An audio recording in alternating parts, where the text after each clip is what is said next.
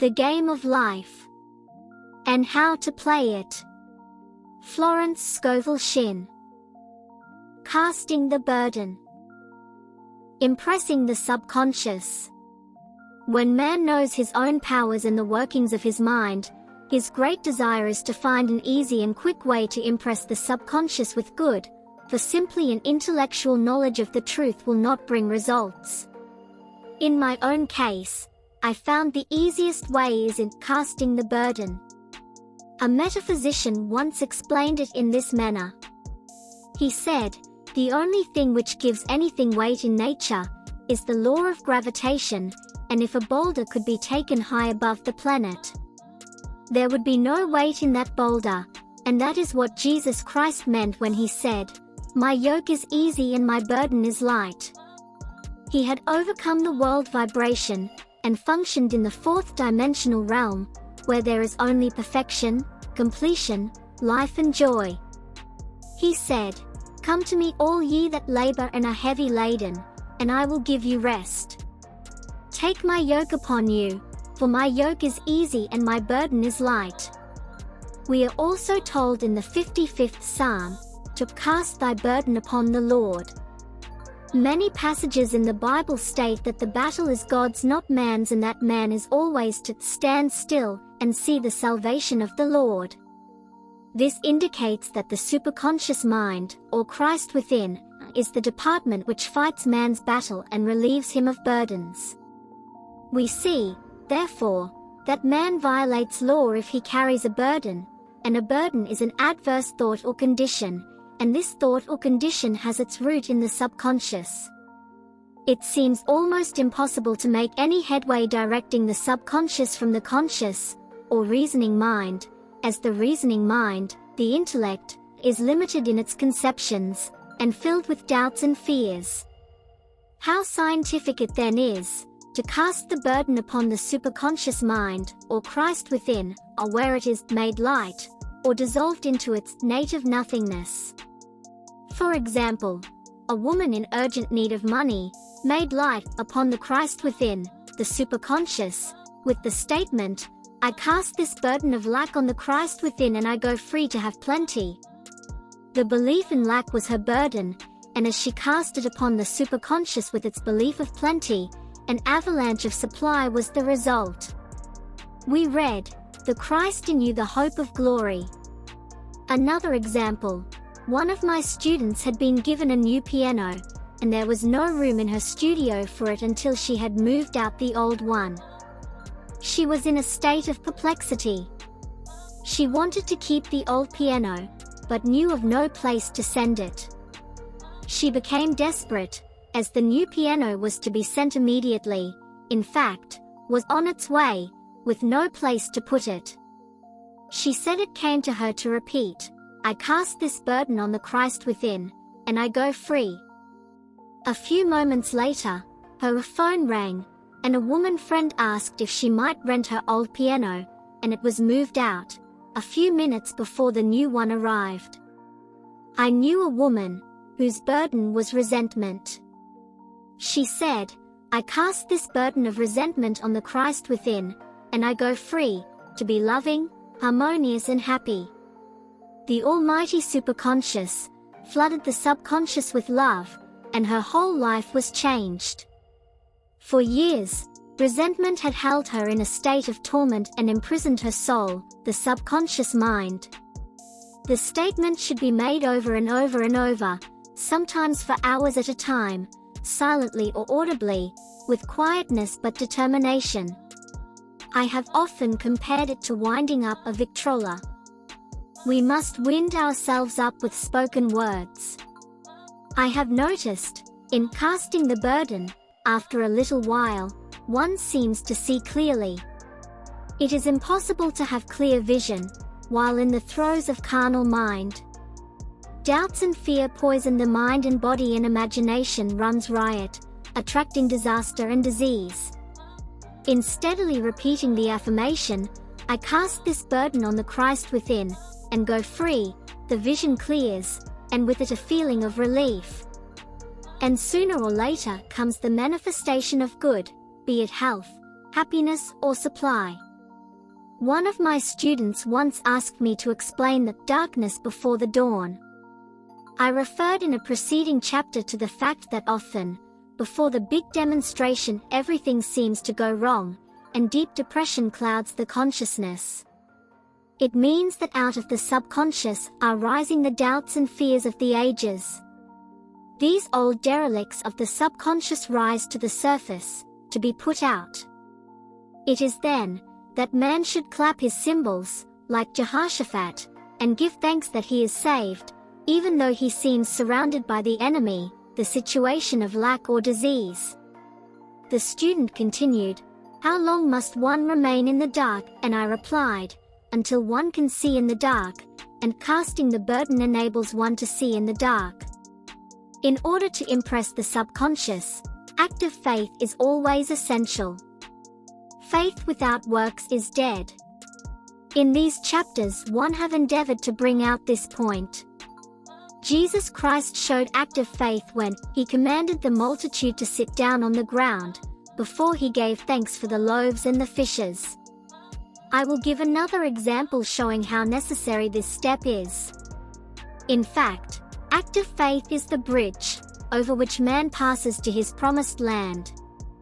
Through misunderstanding, a woman had been separated from her husband, whom she loved deeply. He refused all offers of reconciliation and would not communicate with her in any way. Coming into the knowledge of spiritual law, she denied the appearance of separation. She made this statement, "There is no separation in divine mind.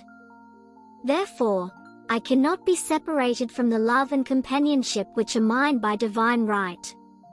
She showed active faith by arranging a place for him at the table every day, thereby impressing the subconscious with a picture of his return. Over a year passed, but she never wavered, and one day he walked in. The subconscious is often impressed through music. Music has a fourth-dimensional quality and releases the soul from imprisonment. It makes wonderful things seem possible, and easy of accomplishment. I have a friend who uses her Victrola, daily, for this purpose. It puts her in perfect harmony and releases the imagination. Another woman often dances while making her affirmations. The rhythm and harmony of music and motion carry her words forth with tremendous power. The student must remember also, not to despise the day of small things. Invariably, before a demonstration, come signs of land. Before Columbus reached America, he saw birds and twigs which showed him land was near.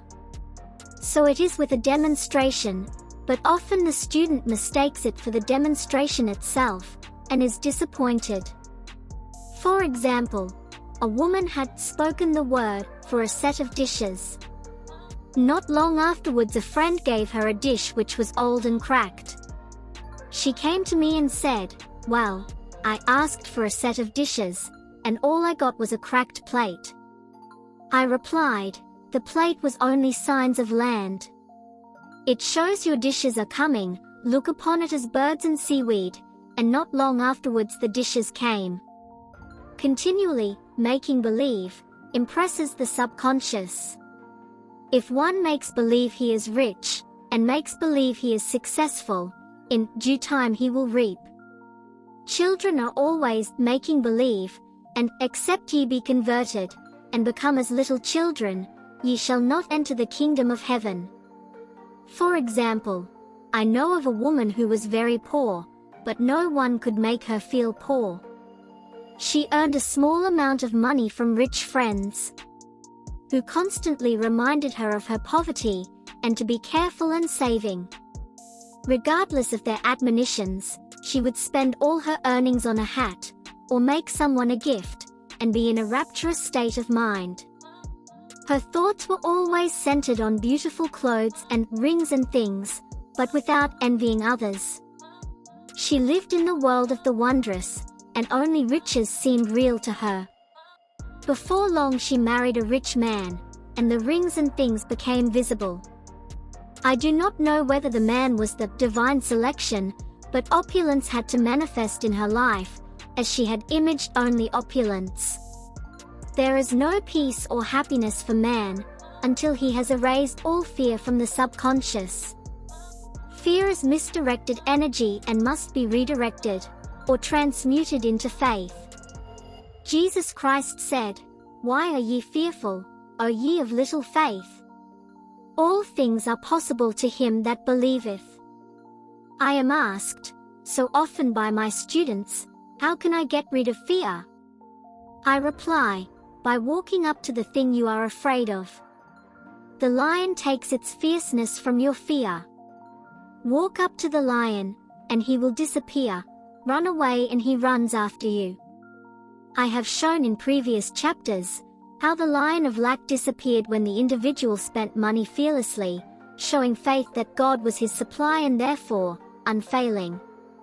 Many of my students have come out of the bondage of poverty and are now bountifully supplied through losing all fear of letting money go out. The subconscious is impressed with the truth that God is the giver and the gift. Therefore, as one is one with the giver, he is one with the gift. A splendid statement is, "I now thank God the giver for God the gift." Man has so long separated himself from his good and his supply, through thoughts of separation and lack, that sometimes it takes dynamite to dislodge these false ideas from the subconscious, and the dynamite is a big situation. We see in the foregoing illustration how the individual was freed from his bondage by showing fearlessness. Man should watch himself hourly to detect if his motive for action is fear or faith. Choose ye this day whom we shall serve, fear or faith. Perhaps one's fear is of personality. Then do not avoid the people feared, be willing to meet them cheerfully, and they will either prove golden links in the chain of one's good, or disappear harmoniously from one's pathway. Perhaps one's fear is of disease or germs. Then one should be fearless and undisturbed in a germ-laden situation, and he would be immune. One can only contract germs while vibrating at the same rate as the germ, and fear drags men down to the level of the germ. Of course, the disease-laden germ is the product of carnal mind, as all thought must objectify.